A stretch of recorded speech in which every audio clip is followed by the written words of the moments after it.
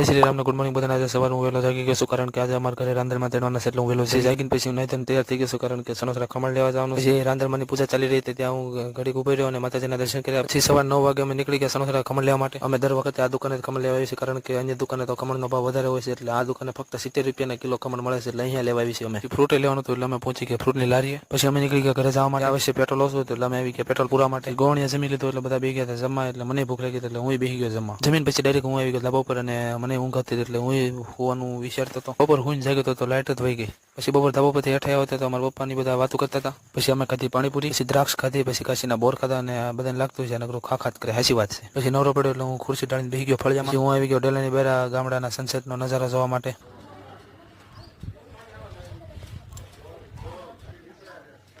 સાંજે જમવામાં બટાકાની શાક ને ભાખરી હતી. પછી ઘણા દિવસ પછી આજ નવરો પડ્યો એટલે હું ભાઈબંધારે બહાર આટો મારવા આવ્યો અને આજના વિડીયોનું એન્ડ કરું છું. બધાને મારા તરફથી જય શ્રી રામ.